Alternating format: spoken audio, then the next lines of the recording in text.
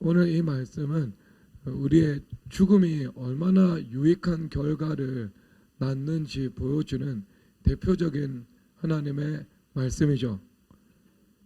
제가 이번 수련회를 감당하면서 이 체력적으로나 아니면 정신적으로 가장 물밑에서 치열한 영적인 전투가 지속되었던 이 수련회였습니다. 이런 수련회는 제 인생에 한 번도 없었습니다. 목요일에는요, 제가 새벽 2시에 일어나서 종일 기도드리고, 그 다음에 점심 먹고 또 종일 저녁 집회까지 기도드리고, 그리고 저녁 먹고 예배 집회 10분 전에 성전으로 걸어가는데요, 눈에서 눈물이 핑 도는 거예요. 하나님의 은혜에 감격해서 흘리는 눈물이면 좋겠는데 그 눈물이 아니었고요. 육체는 이미 한계사항을 이미 넘어버렸고, 그리고 이런 시간을 한 달 동안 보냈으니까, 그리고 일단 목에 목소리가 안 나와요. 그래서 눈물이 픽 돌면서, 주님 오늘 설교 어떻게 해요?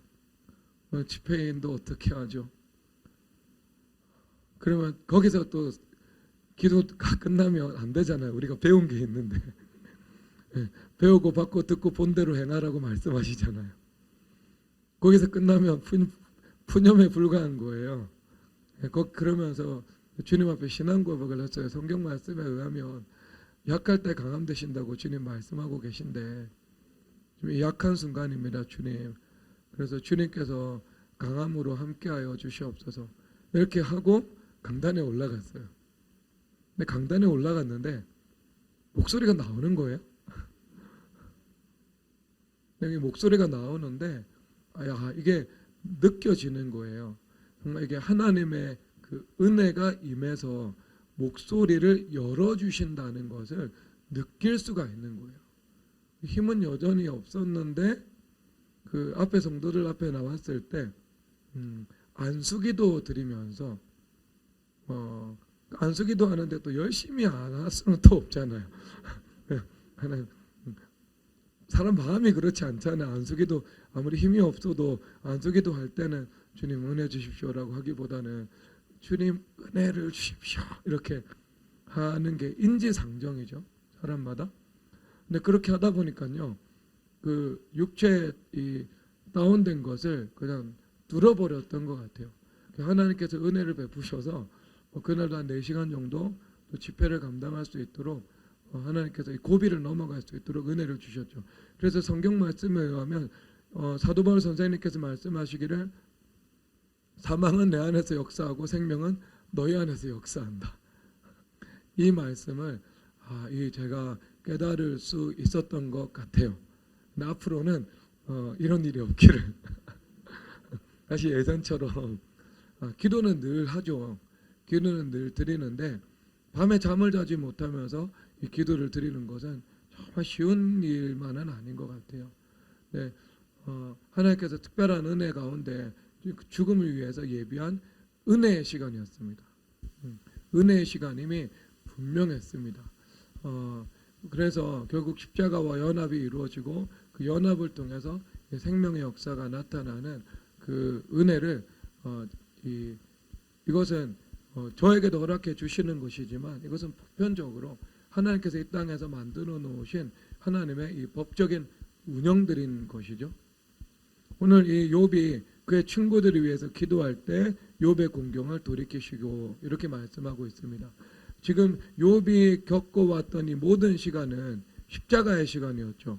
고난의 시간이었습니다. 그래서 십자가와 연합해서 욥이 죽는 시간이었죠. 근데 이 죽는 그 과정이 아주 쉽지만은 않다는 것이 이 말씀에서 나오는 거죠. 이것은 정말 이 원수마귀가 주는 생각과 그 다음에 본인의 그 믿음의 고백들이 일진일퇴를 거듭하면서 이 전개되고 있잖아요. 그리고 그런 마귀와 나 사이에 1대1 관계만 있으면 좋은데요.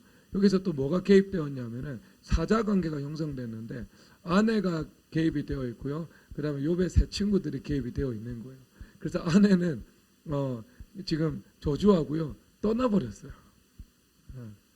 아픈 남편 홀로 남겨두고 떠나버렸어요. 그 이후에 이 아내는요 다시 등장하지 않아요. 등장하지 않아요. 그리고 그러니까 그 아내하고 다시 결합해서 지금 7자손을 낳았는 아들 7과 딸 3을 두었는지 아니면 새 장가를 들었는지는 그건 우리가 성경이 침묵하고 있기 때문에요 알 수가 없는 부분입니다. 하지만 대부분의 목사님들이나 신학자들은 아내로부터도 버림받았다 이렇게 말을 하고 있는 거죠. 굉장히 좀 이거는 우리가 감당하기가 조금 힘든 수준의 고난이기도 하죠. 그리고 또 보편적으로 있을 수 있는 것은 욥의 세 친구가 와서 서로 이 법적인 공방전을 벌이고 있죠. 신학 대전을 하고 있는 겁니다. 그 토마스 아퀴나스가 쓴 신학 대전이 아니고요. 신학으로 서로 쟁론을 하고 있다는 말씀이죠.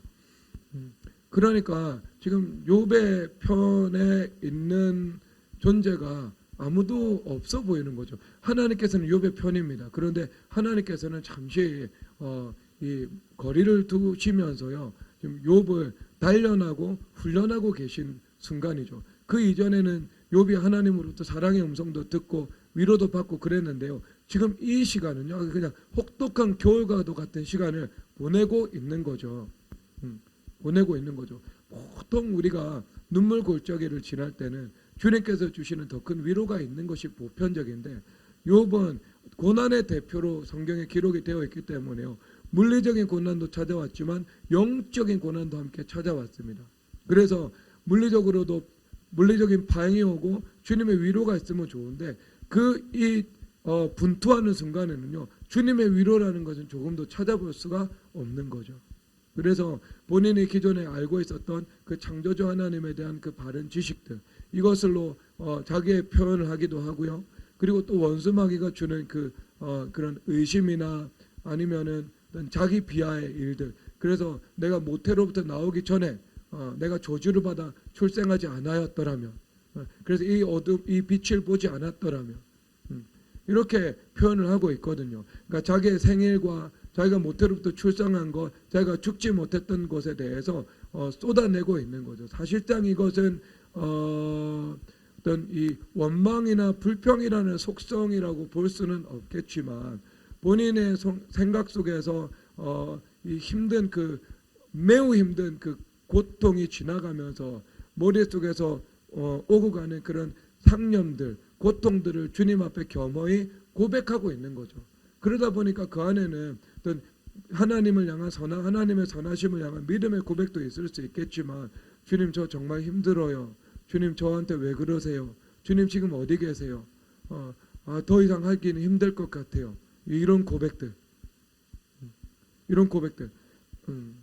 를 하는 거죠. 하지만 또 이런 고백을 하다가도 이런 고백에서 끝나면 불신앙이 된다는 것을 알고 있잖아요. 이게 다 제가 했던 경험이에요. 지난 한 달 동안. 그러니까 다시 어디로 가요? 오직 나의 가는 길을 그가 아시나니 그가 나를 단련하신 이후에는 내가 정금같이 나오리라. 그러니까 다시 신앙 고백과 찬송으로 유턴을 하는 거죠. 결국. 그래서 이제 그런 과정들을 이제 살펴볼 수가 있어요. 그런 단지 시간적으로만 그 고난을 통해서 욥의 자기의가 부서지는 것, 그래서 죽음을 경험하는 것, 거기에서 욥이 부활이 바로 시작되었으면 좋겠는데요. 하나님께서 뭐 하나 삽입을 하고 계시죠.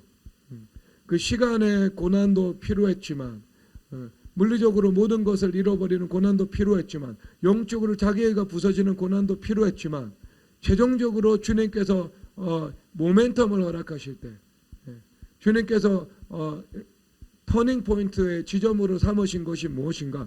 욥이 그의 친구들을 위하여 기도할 때라는 이 말씀인 것입니다. 그러니까 이것이 너무나도 중요한 하나님의 말씀이죠. 자, 왜 그러냐면요. 한번 살펴보도록 하겠습니다.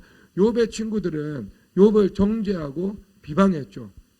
머릿속에서 판단하고 있을 수 있는데 판단을 할 수 있는데요. 이 판단이라는 것이 행동화된 그 죄악의 이 반복적인 패턴으로 나타난 거죠. 그래서 욥이 자꾸 내가 너의 말은 옳지 않다. 내가 하나님 앞에서 죄인이고 의롭지 못하고 그런 것은 내가 분명하다만 너희들이 말하는 것과 같은 죄는 범하지 않았다. 왜냐하면 욥의 친구들이 하는 말은 다 틀린 말이거든요. 옳은 말 같지만 그러니까 하는 말이 뭐냐면은 네가 고아를 학대하고 그리고 가부를 멸시하고 그런 일들을 반복했기 때문에 하나님께서 그런 사람들 심판하신다. 그래서 네가 죄를 회개하면 주님께서 오늘이라도 너를 돌이키신다. 그래서 너를 다시 창대하게 만드실 수 있다. 이 얘기를 하고 있는 거예요. 그러니까 자기가 생각하는 그 죄악의 프레임 가운데 욥을 가두고 있는 거죠. 그래서 이 엘리바스 같은 사람은요 철저한 율법주의자입니다. 그래서 본인이 이 길을 걸어가다가 어떤 이 하나님의 법과 상관없는 이 행위를 하는 사람을 보고 뭐라고 이야기를 하냐면 나는 당장에 그를 저주했다 이렇게 말을 하고 있는 거죠. 그러니까 사실상 우리 모두는 엘리바스의 관점에서 보면은요 저주의 대상이 될 수 있는 거죠. 그렇죠. 가다가 하나님의 법에 합당하지 못한 일들을 보면 당장에 저주했다고. 그러니까 자기 의가요 아주 최고조에 이른 사람이었던 것이죠. 그래서 그 자기 의라는 그 기준을 놓고 조금만 사람들이 미치지 못하면 정죄하고 비방하고 뭐 그랬던 사람인 거죠. 그러니까 이 세상에서 도덕적 자기의로 충만해서 나는 옳고 당신은 죄인이다. 나는 옳고 당신은 틀렸다라고 주장하는 그런 대표적인 사람이었던 것입니다.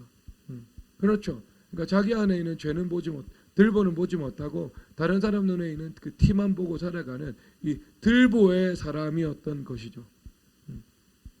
그러니까 그런 사람하고 지금 계속해서 이 욥이 대화를 주고받고 있으니까 얼마나 피곤하겠어요. 그렇죠. 한 시간만 대화해도 피곤한데 일주일을 같이 있었고 그 후에 계속해서 날을 새고 밥 먹고 치우고 잠잤다가 다시 일어나고 그러면서 지금 논쟁을 계속해서 반복하고 있는 거예요. 반복. 그러면 여러분 저절로 욥의 마음에 무슨 마음이 생겼을까요? 욥이 그러잖아요. 나라면 너희들처럼 하지 않았겠다. 나라면 그런 사람들 일단 위로부터 하고 보겠다고. 위로할 거다고 나 같으면 그렇게 이야기를 하고 있는 거죠. 그렇죠.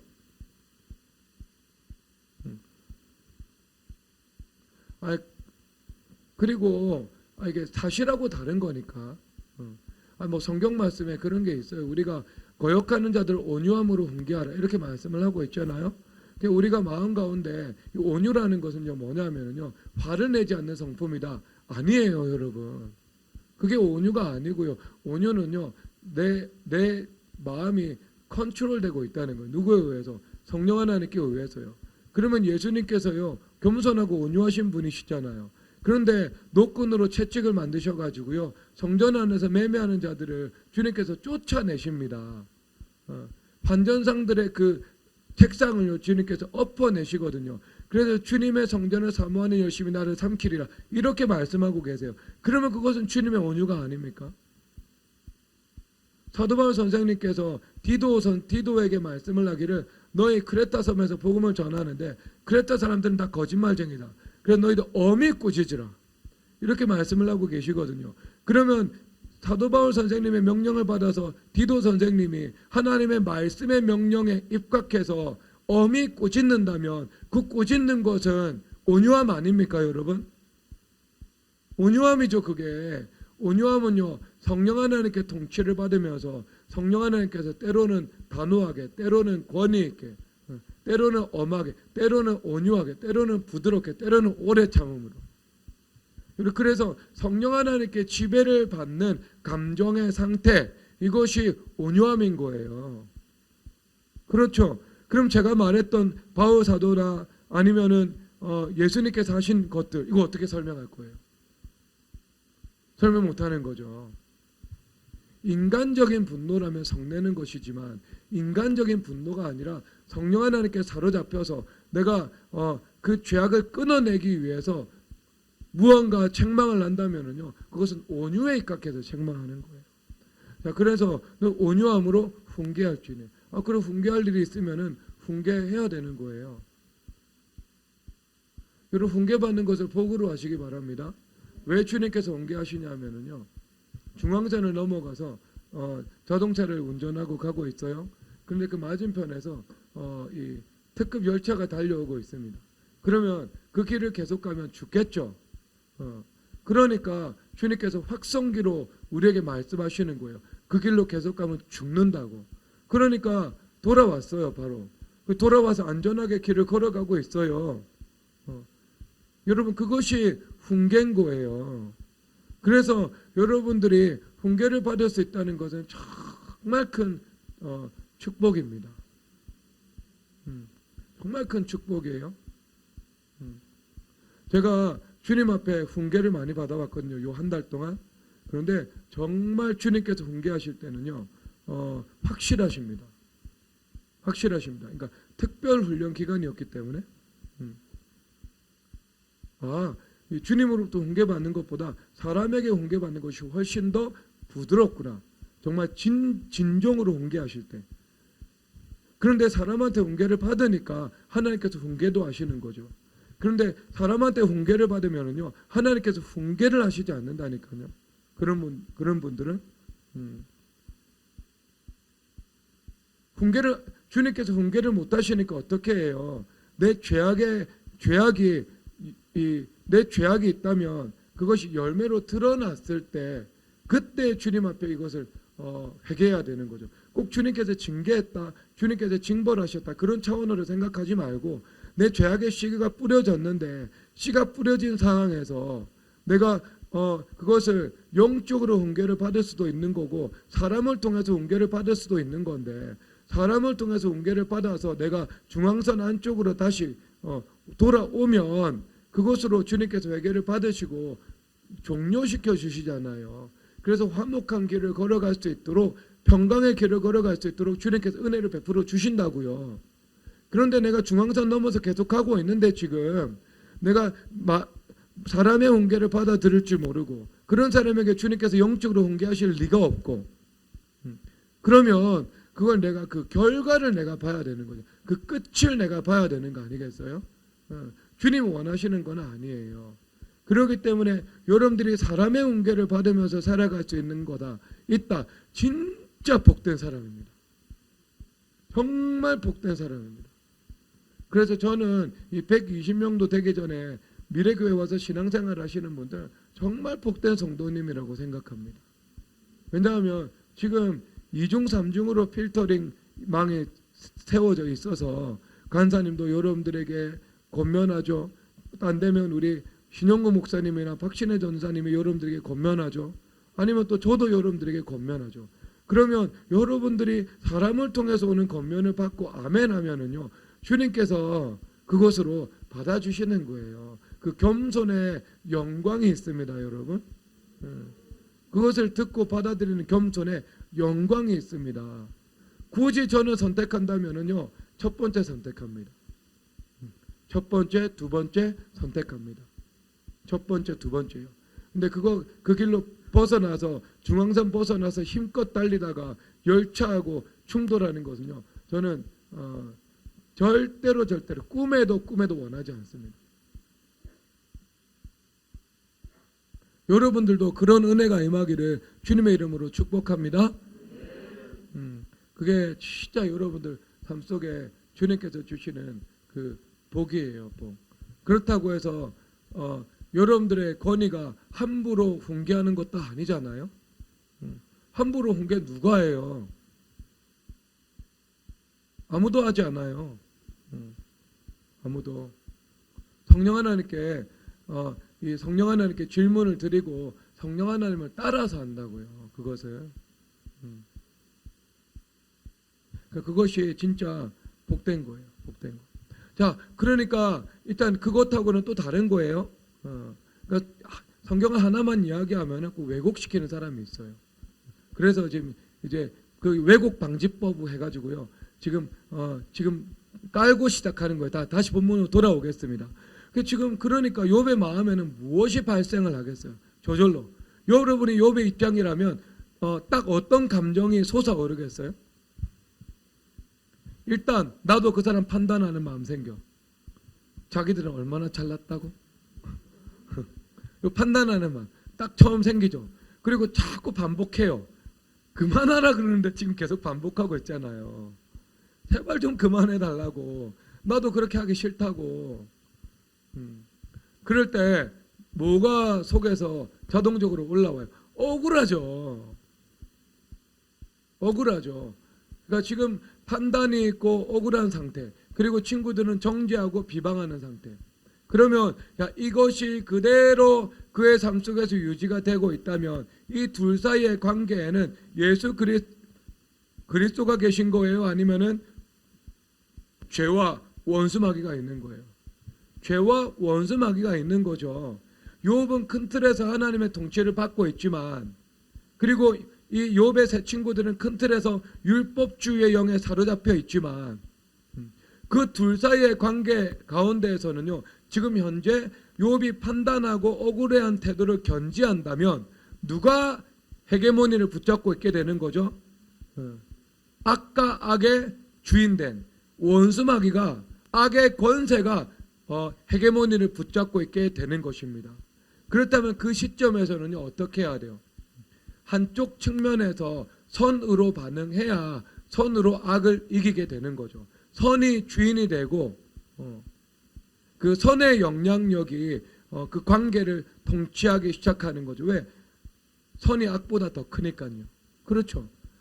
요한 1서에서 말씀을 하잖아요. 너희들은 이미 세상을 이겼다. 왜? 너희 안에 계신 이가 세상에 있는 자보다 크니라. 그렇죠. 선의 주인 되신 예수님께서 악의 주인인 원수마귀보다 더 큰 분인 거예요. 그럼 우리가 선으로 악을 이길 수 있는 근거는 바로 예수 그리스도께 있는 거죠. 그렇죠. 그래서 그때 욥이 선으로 반응해야 되는 거예요.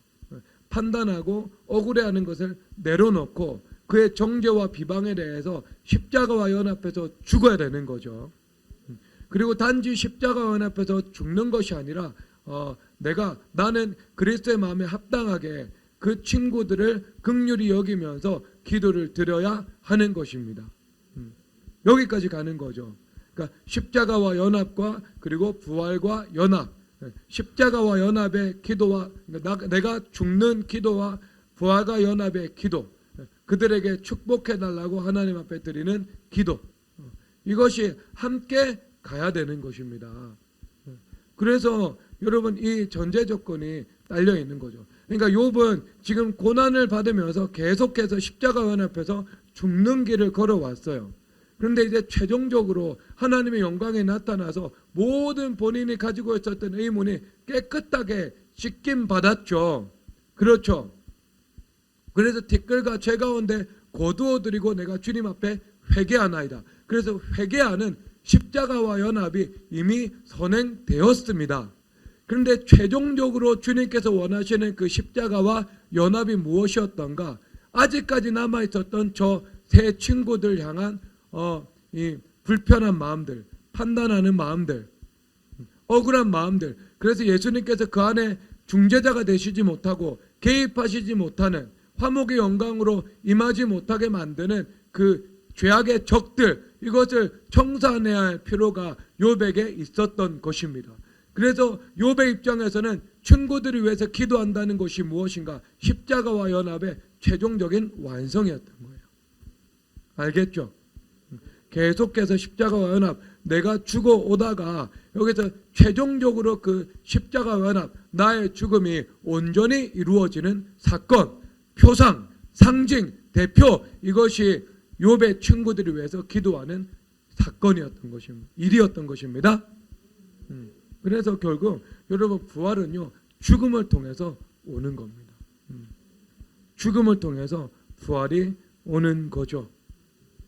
자, 그래서 여러분이 죽음을 통해서 부활이 온다는 것은요, 죽음을 통해서 영광이 온다는 것을 의미하고 있습니다. 여러분 이 영광으로 들어가기 전에 한 번만 더 정리하면은요, 예수님께서는요 어떤 분인가? 디모데전서 2장에서 말씀을 하시는데요, 예수님은 유일하신 중보자입니다. 그런데 유일하신 중보자라는 것의 그 헬라어 의미는요 무엇을 가지고 있냐 하면은 중재자라는 의미를 가지고 있습니다. 중재자라는 의미를 가지고 있어요. 그러면 우리가 살아가는 모든 관계의 국면마다 누가 중재자가 되셔야 되는 것이지요? 예수님께서 중재자가 되셔야 하는 것입니다. 그래서 나와 욥과 친구 사이에 지금 뭐가 있었어요? 죄가 있었던 거죠. 죄. 그래서 예수님께서 중재자가 되어주시지 못하는, 그때 하나님이시죠? 중재자가 되어주시지 못하는 상황입니다. 그렇죠. 그러니까 그것을 십자가와 연합으로 해결해야 되는 것이었고, 그것이 선으로 반응하는 것이었고, 그들을 위해서 긍휼을 구하는 기도를 드리는 일이었던 거예요. 그러자 그 사이에 예수님께서 들어오셨죠. 하나님께서 들어오셨죠. 그래서 그 관계를 중재자 되신 예수님께서 풀어나가시고 주도해 나가시기 시작하는 겁니다. 그럼 이것이 모든 관계 가운데 들어오잖아요. 그래서 성경 말씀에 너희들이 예수님의 제자가 되기 위해서는 부모나 자녀나 아니면 아내나 이런 것들을 예수님보다 더 사랑하는 것은 합당하지 않다. 내 제자가 될 수 없다. 이렇게 말씀을 하고 계신 것이지요. 그러면 만약에 이것이 나와 가족의 관점이라면, 나와 아내의 관점이 될 수 있고, 나와 남편, 나와 자식, 나와 가족의 관점이 될 수 있죠. 그렇다면 그 사이에 내가 이 존재들을 예수님보다 더 귀중히 여기고, 이 존재가 예수님보다 더 우선순위에 놓이는 이 위치에 올라가 있습니다. 내가 이성적으로 그렇게 생각하지 않는다 하더라도 실제 내 안에 영적으로, 실제 내 안에 정서적으로, 실제 내가 삶 속에서 그렇게 구성되어 있습니다. 이미. 그러면은요, 예수님께서 그 사이에 들어가세요? 못 들어가세요? 못 들어가죠. 왜? 그 우상숭배니까. 그러면 누가 거기서 이미 주인이 되고 있는 거예요? 내가 주인이 되고 있는 거죠. 내가 주인이 된 것 같지만 사실상 죄나 어떤 원수 마귀들이 그 관계에 있어서는요, 어느 정도 주도권을 가지고 가고 있는 상태인 거죠. 변질된 상태라고요. 아주 약하게 표현을 해도 변질된 상태고요. 그리고 조금 더 강하게 표현하면은요, 그것은 우상숭배의 상태고요. 그리고 이렇게 표현하든 저렇게 표현하든 예수님께서 그 관계 가운데 중심이 되셔서 중재자가 되어주시는 상황은 아닌 거예요. 여기에 교회됨의 가정의 영광은 없습니다. 없습니다. 여러분. 그 하나님의 영광에 끼어들 자리가 없다고요. 그냥 영광이 없이 그냥 인간적으로 남편과 아내가 잘 사는 것이고, 부모가 자녀가 사는 것이고, 그냥 친구와 친구가 연합하는 것이죠. 예수님께서 받으실 영광은요, 조금 더 그 안에 없습니다. 따라서 예수님께서 행하시는 그 역사를 보는 것도 불가능합니다. 그런데 이제 남편과 아내 사이에 예수님께서 끼어드시죠. 나와 가족 사이에 예수님께서 주도권자가 되어 개입하셔서 주도권자가 되어 주시죠. 그러면은요, 그때부터 예수님께서 이 관계의 중재자가 되어 주시는 것입니다. 그래서 가장 예수님 중심으로 아름답고 복되고 영광스러운 방식으로 남편과 아내가 연합하게 되는 것이고요. 부모와 자녀가 연합하게 되는 것이고요. 형제와 형제가 연합하게 되는 것이죠. 그리고 세상에 있는 친구라고 하면 예수님께서 주인이 되셔서 그것을 화목의 영광으로 주님께서 인도해 나가시고, 그 모든 관계들을 말씀과 기도로 거룩하게 만들어 나갈 수 있도록, 말씀과 기도로 통치해 나갈 수 있도록 하나님께서 은혜를 베풀어 주시는 것입니다. 그런 관계. 그렇죠. 그러니까 모든 관계 가운데 누가 있어야 된다고요? 예수님과 계셔야 되는 거예요. 그러면 이게 물질도 마찬가지지 않겠습니까? 나하고 물질 사이에 예수님께서 계시지 않아요. 그러면 내가 물질의 주인인 거죠. 내가 스스로 물질에 대해서 조정하고 중재하면서 살아가야 되는 태생적인 오류에 빠져버리게 되는 것입니다. 그런데 예수님과 나 사이에 언제나 물질이 있습니다. 예수님 주되심이 분명하고, 그 주인 되심에 따라서 내가 물질을 내가 과용하면서 살아갑니다. 운영하면서 살아갑니다. 그러면 예수님께서 물질의 중재자가 되어 주시죠. 물질의 중재자가 되어 주시니까 하나님께서 도둑질하는 자는 다시 도둑질하지 말고 구제할 수 있도록 자기 손으로 수고하여 선한 일을 하라라고 말씀하신 것처럼 우리가 크든 작든 많이 있든 적게 있든 내가 가진 것으로 구제하면서 살아갈 수 있도록 서로 나누면서 살아갈 수 있도록 커피라도 한 잔 사면서 살아갈 수 있도록 하나님께서 우리의 삶 속에서 은혜를 베풀어 주신다는 것을 말씀하고 있는 겁니다. 순환과 번성의 복을 허락해 주신다는 것을 의미하는 것이지요. 그래서 누가 중재자가 되어야 한다고요? 예수님께서 중재자가 되어야 하는 거예요. 그래서 욥이 친구들을 위해서 기도한 것은요, 욥과 친구 사이에 하나님께서 들어오셔서 하나님께서 중재자가 되어 주셔서 욥이 기도를 드렸으니까요, 주도권이 누구에게 있는 거죠? 욥에게 있는 거예요.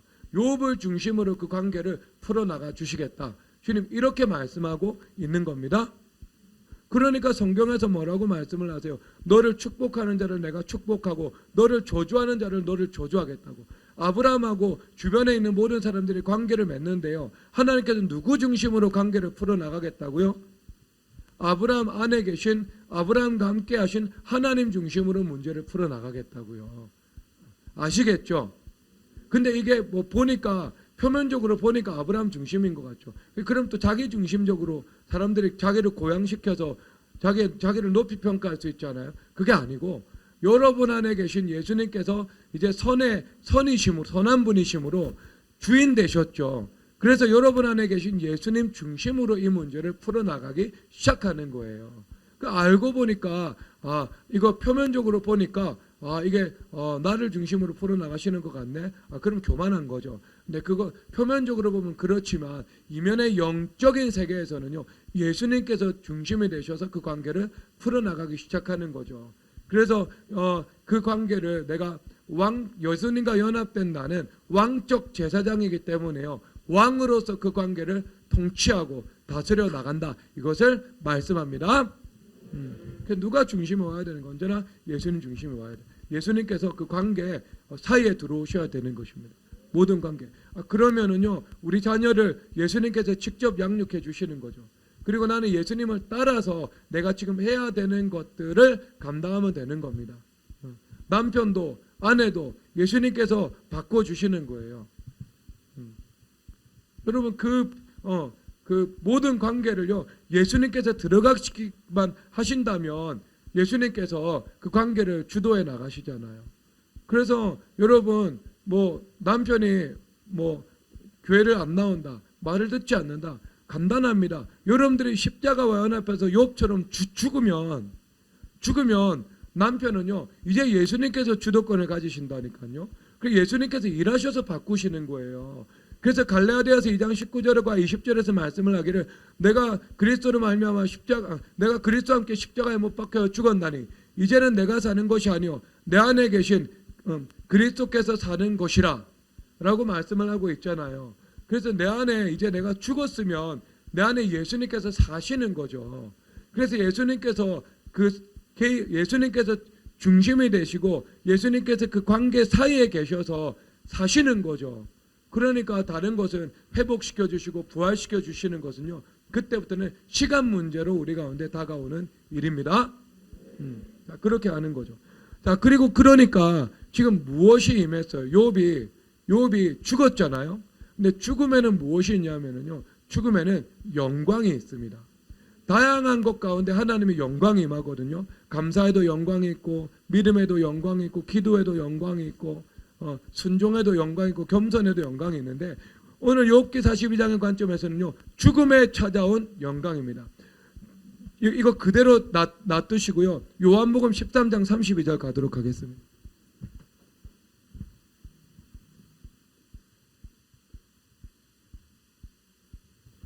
요한복음 13장 32절.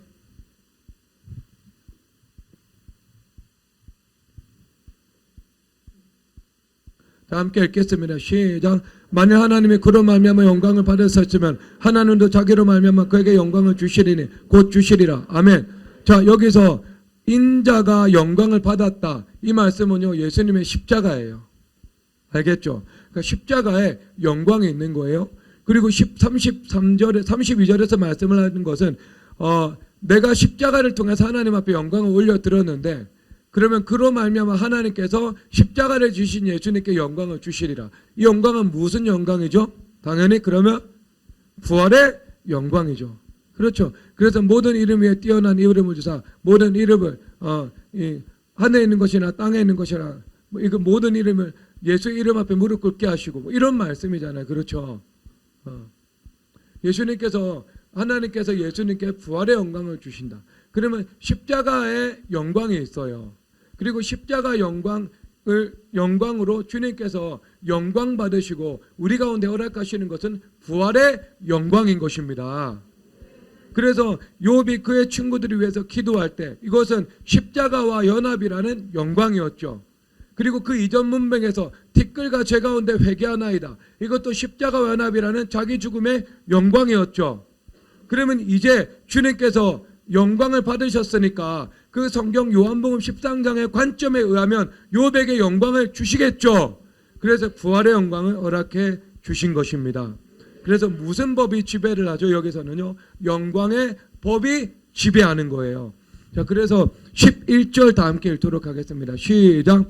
예, 그의 모든 형제와 자매와 이전에 알던 이들이 다 와서 그의 집에서 그와 함께 음식을 먹고 여호와께서 그에게 내리신 모든 재앙에 관하여 그를 위하여 슬퍼하며 위로하고 각각 계시다 하나씩과 금고리 하나씩을 주었더라.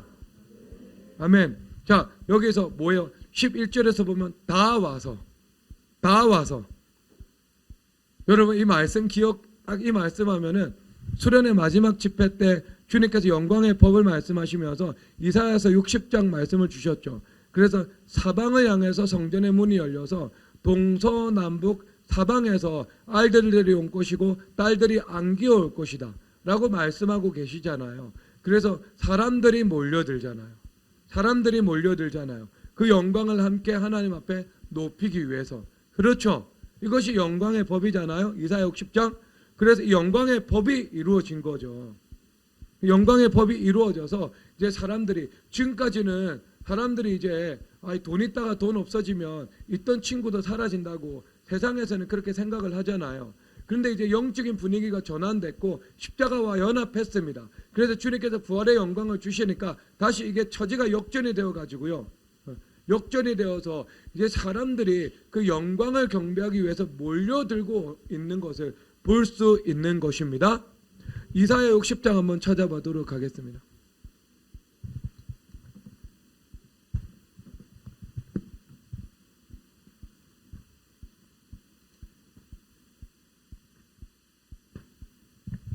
자, 60장 3절 읽겠습니다. 시작.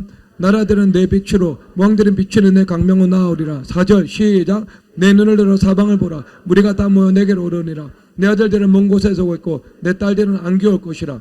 아멘. 그래서 사방에서 무리가 모여온다. 그래서 왕들이 비치는 광명으로 나온다. 이것을 말씀하고 계십니다. 그래서 다 온 거예요. 그런데 그것에서 끝난 게 아니죠. 15절 읽도록 하겠습니다. 시작. 그때 내가 보고 기쁜 빛을 내며 5절 60장 5절 시작. 그때 내가 보고 기쁜 빛을 내며 내 마음이 놀라고 또 화창하리니 이는 바다의 부가 내게로 돌아오며 이방 나라들의 재물이 내게로 옴이라. 아멘. 그래서 만물들도 몰려오는 것을 말씀하고 있는 것입니다. 그래서 똑같은 상황이 지금 벌어졌는데 다 와서 그렇죠. 무리가 몰려오는 것, 나라와 왕들이 비치는 광명으로 오는 것, 영광을 경배하기 위해서. 그리고 여기서 각각 계시다 하나씩과 금고리 하나씩을 주었더라. 바로 말을 하고 있죠. 그래서 이사야 60장에서 보면은 그 영광의 집에 만민들이 몰려들고 그들이 예물을 들고 몰려오는 것을 말씀하고 있는 것처럼 여기서 만물들이 몰려오는 것을 말씀하고 있는 것입니다. 그래서 지금 하나님의 영광이 임해서 주님 영광 받으셔서 나타나는 지금 현상들인 거죠. 그런 배경을 가지고 있는 것입니다. 그래서 여기서 11절에서 보면은 위로하고 이렇게 말씀을 하고 있잖아요. 위로는 누가 받는다고 했죠? 세상의 위로를 받기를 구하는 사람에게 위로가 있다고 그랬어요? 아닙니다. 세상의 위로를 받기 원하는 사람들에게 무엇이 오냐면 음란이 옵니다. 음란이 옵니다. 세상의 명예나 세상의 인기나 뭐 세상에 있는 그 사물들을 통해서 내가 위로를 취하려고 하면은요, 음란이라는 것이 와요. 내 안에. 세상 위로니까요. 그렇죠. 하나님의 사랑과 육신의 정욕, 안목의 정욕, 이생의 장애 서로 반비례 관계잖아요. 그렇죠? 그렇기 때문에 하나님의 사랑을 소멸시켜 버리는 겁니다.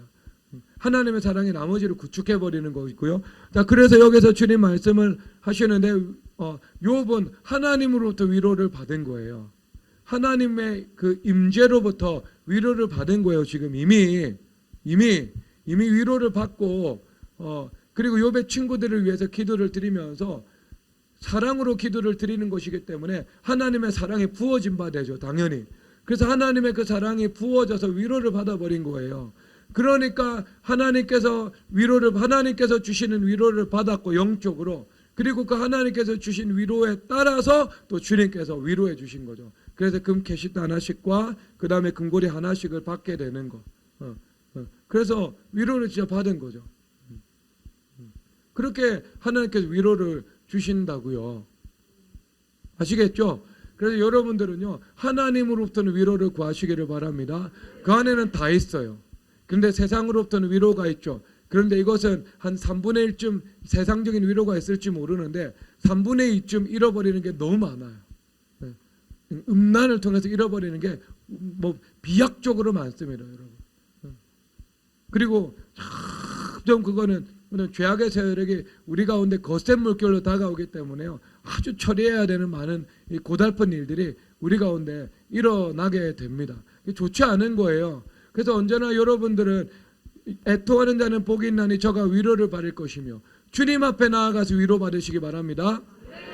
그 명품 사서 위로받고 그런 거 하려고 그러지 말라고. 30만 원짜리 티셔츠 사 입고 위로받고 50만 원짜리 안경대 사서 위로받고. 준성아, 나 너 이야기 한 거 아닌데 왜 머리를 숙여? 이번에 회개 열심히 하던데 그거 회개했어요? 아니면 뭐 와전된 소문이 나한테 들어왔나? 아니네, 사실인가 봐요.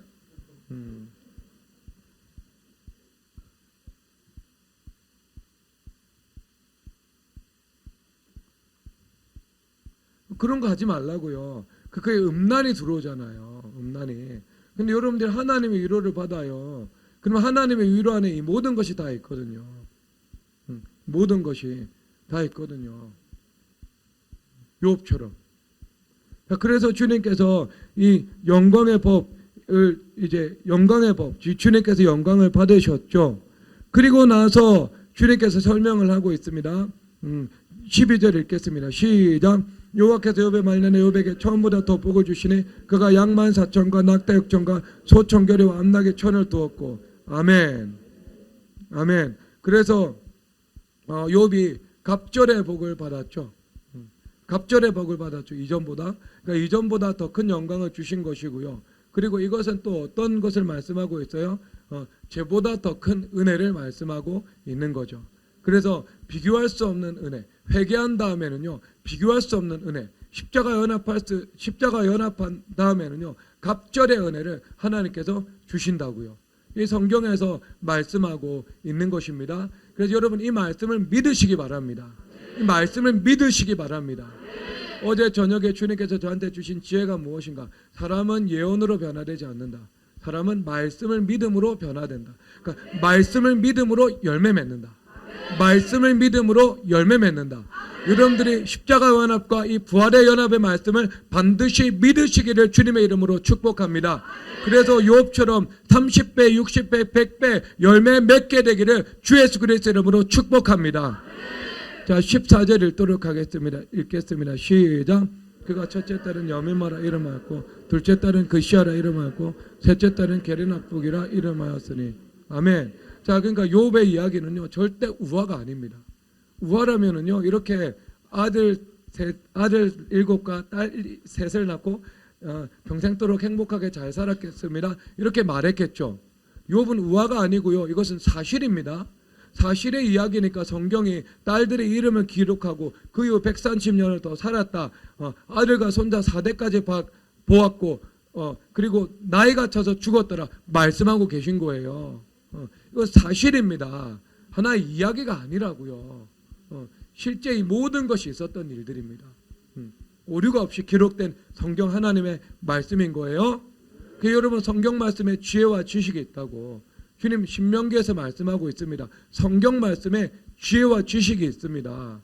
성경 말씀이 아니고 스마트폰에 지혜와 지식이 있는 게 아니에요. 스마트폰은 진정한 지혜와 지식을 차단해버리는 이 효과가 있습니다. 그래서 스마트폰이냐 성경이냐 여러분 선택해야 되는 때가 옵니다.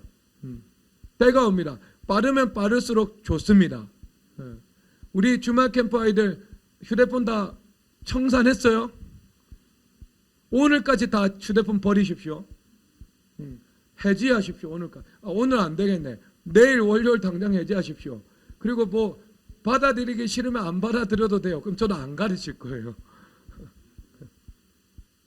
왜냐하면 이거는 위에서 주어진 법이에요. 그렇기 때문에 이거는 제가 바꿀 수가 없는 법입니다. 아무리 저한테 와서 협상 시도하지 마세요. 그건 제가 할 수가 없는 법이에요. 아니면 제가 이강욱 쌤 전화번호 드릴게요.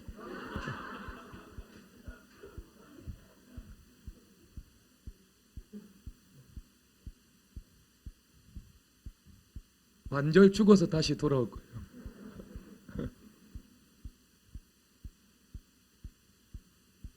스마트폰에 지혜가 있는 것이 아니고요. 성경 말씀에 지혜와 지식이 있다고요. 자, 그래서 하나님 그 말씀을 믿는 믿음으로 우리가 부활해야 되는 것이죠. 그런데 여기서 뭐라고 말씀을 하시냐면 욥이 그의 친구들을 위하여 기도할 때라고 말씀을 하고 계시죠. 그러면 여러분 성경에서 한 문장은요. 그 사람 전체 인생을 설명하고 있는 거예요. 성경은요. 성경에 그 사람의 인생 모든 것을 기록하고 있지 않거든요. 중요한 것만 가지고 와서 기록하고 있습니다. 대표적. 그래서 다윗이 자기 아침에 아버지 심부름 골리앗하고 싸우기 위해서 하나님 보내신 것이지만 아버지 심부름을 위해서 간 거거든요. 그럴 때 성경에서 말을 하고 있습니다. 아침 일찍 일어나서 욥은 근면한 사람이었죠. 다윗은요. 그리고 양떼를 양 지키는 자에게 맡기고 가가지고요. 자기가 돌보는 양을 양 지키는 그 사꾼 목자들한테 맡기고 온 거예요. 그리고 형한테 갔습니다. 그리고 짐 지키는 자에게 맡기고 간 거예요. 여러분 이것이 다윗의 그 성실, 다윗의 책임감, 이것을 그 인격을 말씀해주고 있는 거죠. 인격을. 그러면 욥이 그의 친구들을 위하여 기도할 때라고 말을 했다. 이건 일회성 이벤트일까요? 아니면 항상성을 가진 그의 인격이었을까요? 당연히 그의 성품이었던 것이지요. 이 시간 이후로 욥은 늘 그의 친구들을 위해서 긍휼을 구하는 기도의 삶을 살았다는 것을 말씀하고 있는 겁니다. 꼭 그 세 친구뿐만 아니라 주변에 본인에게 어떤 광범위하게 허락해 준 수많은 관계들이 있을 텐데 그 관계들 가운데 있는 사람들을 위해서 늘 사랑으로 중보 기도하는 삶을 욥은 살아갔다. 이것을 말씀하고 있는 것입니다. 그러면 여러분들도 어떻게 이제 살아야 되겠습니까? 여러분들도 욥처럼 그의 친구들을 위해서 기도드리는 삶을 살기를 주님의 이름으로 축복합니다.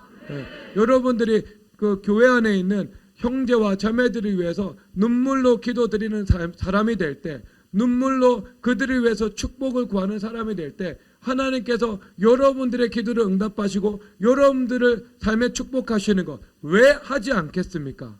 여러분들이 친구들을 위해서 축복하는 만큼 하나님께서 여러분들을 축복하십니다. 여러분들이 친구들을 위해서 눈물로 기도를 드리는 만큼 하나님께서는 그 이상으로 여러분들을 사랑하고 긍휼히 여겨주시는 것입니다. 그러니까 이 시간 이후에 우리 모든 성도님들은 예수님 중심의 삶을 실천하시기를 바랍니다. 영혼들을 위해서 기도를 드리다 보면 그 영혼들을 사랑하는 마음은 저절로 생깁니다. 여러분 이거는 해보십시오. 여러분들이 형제와 자매와 그리고 그 형제 자매들의 그 자녀들까지 주님 앞에 기도를 드려보십시오. 그러면 사랑하는 마음은 그 기도를 통해서 저절로 일어납니다. 사랑으로서 역사하는 믿음이라고 말씀을 하고 있지 않습니까? 하나님의 사랑이 내 안에 들어와서 그것이 흘러나가면서 믿음으로 흘러나가면서 그 형제와 자매와 그 자녀들에게 때로는 치유의 역사가, 때로는 긍휼의 역사가, 때로는 축복의 역사가, 때로는 은혜의 역사가 부어지게 되는 것이지요. 그래서 내가 그 사랑이 흘러가는 통로가 되어버리는 것이죠. 그러니까 형제와 자매들을 위해서 기도를 드리는 것은 당연히 그 기도를 통해서 내 안에는요 어떤 사랑의 성품이 점점 이렇게 푸른 초장처럼 아름답게 가꾸어지게 되는 것이죠. 여러분 오늘부터 시작하시기 바랍니다. 그런 삶을요. 그래서 그 형제와 자매를 위해서 기도하면서 하나님과 관계가 그 깊어지고 넓어지는 그 긴밀해지는 그런 은혜가 여러분 가운데 충만하게 임하기를 주 예수 그리스도 이름으로 축복합니다. 그래서 욥을 위해서 욥이 그 친구들을 위해서 기도했는데 주님께서 무엇을 주셨어요? 게레나풋과 그시아와 그리고 여미마라고 하는 하나님께서 주시는 그 아름다운 열매를 허락하여 주셨던 것이죠. 한나 어머니가 주님 앞에 기도를 드렸을 때 그 기도를 받으시고 사무엘이라는 열매가 나타났습니다. 여러분들이 한나 어머니처럼 기도를 드릴 때 여러분의 인생 가운데 사무엘이라는 열매를 허락하시기를 주님의 이름으로 축복합니다. 욥이 그의 친구들을 위해서 기도를 드렸을 때 여미마와 게레나풋과 그시아라는 열매를 허락하여 주셨습니다. 그래서 여러분들도 욥처럼 친구들을 위해서 기도드려서 동일한 열매가 주어지게 되기를 주 예수 그리스도 이름으로 축복합니다. 찬양하도록 하겠습니다. 우리가 그 부활을 믿음으로 살아계신 주 찬송하도록 하겠습니다. 나의 참된 소망.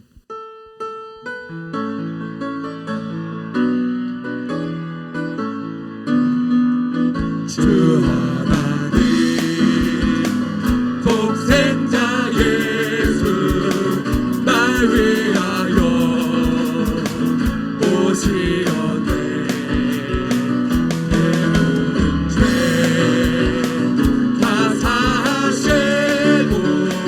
죽음에서 부활하신 나의 구세주 살아계신 주 나의 참된 소망 걱정이신 전혀 없네.